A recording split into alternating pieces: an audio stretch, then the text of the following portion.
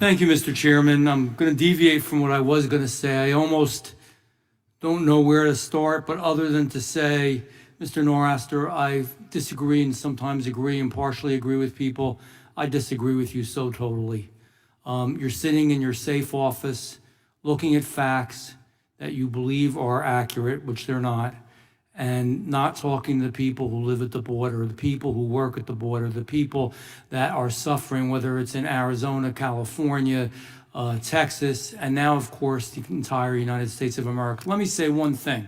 Anybody that believes this problem is only a problem for the southern border is wrong. This is a problem for the United States of America. You know, just to give you a little example, a little different route, didn't come over the border. Did you ever hear of a man by the name of Danilo Cavalcante?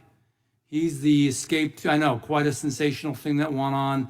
A German Shepherd got him, thank God. This is a man that murdered his friend in Brazil illegally because he's a murderer, got into Puerto Rico, and then from Puerto Rico got to Florida and then came up to Pennsylvania. Had an argument with his girlfriend. He stabbed her with a butter knife 38 times. 38 times. And, you know, nobody's demonizing immigration. We are, almost all of us, either sons and daughters or immigrants ourselves. Immigration is a good thing. Legal immigration. What happened to the idea of the rule of law? Frankly, Mr. Nor'aster, I don't care what you think sitting in your safe office, removed from everybody, playing with some numbers. Go and talk to people. People who have suffered. And you know who's suffering too? A lot of the illegal immigrants, because they're being used by these individuals that we know are dispensing drugs, are hurting children, are involved with human trafficking, drug trafficking. We call them the drug cartel, now establishing business in the United States. So the answer is not to just go willy-nilly and radically increase the number of illegal immigrants. The answer is to have real borders. The answer is to have the rule of law. And once you establish that, then you look into what needs to be done in our immigration system.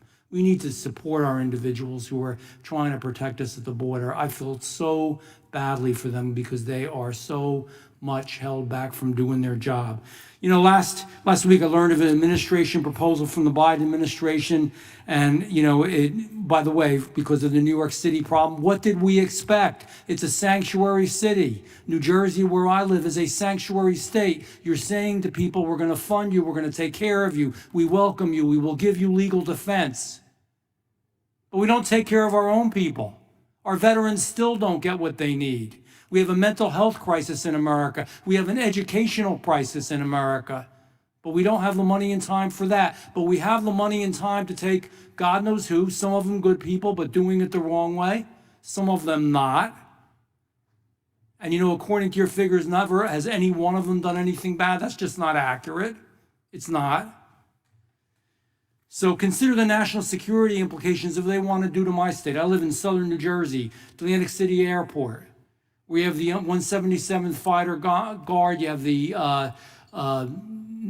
FAA Technical Center. Serious facilities that need to be protected. The 177th protects the Washington to New York corridor.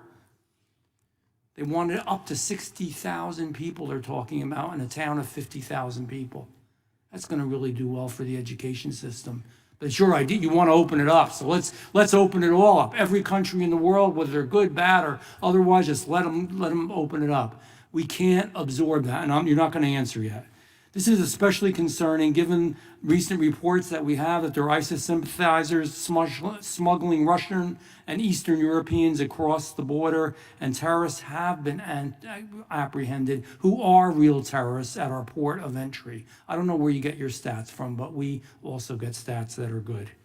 So the situation's out of control. Chief Scott, in your written testimony, you mentioned how the terrorist attacks of September 11th were perpetrated by individuals who entered the country through ports of entry. Is the United States at an elevated risk of any type of terrorist attack given the state of the southwest border? You're a chief. You have only want to say what's the truth. Tell us the truth. I believe we are, and we forget that there would have been 20 attackers, but one was actually caught by a CBP officer. that interviewed them. We're not doing those interviews at the southwest border. The cartel's picking and choosing who enters our country right now instead of us, and that is a significant threat to this country. Mr. Nor'aster, so you Gentleman's think... time has expired. Oh, I'm sorry. Thank you, Chairman. Man, I'm fired up. I'm sorry. Mr. Moore.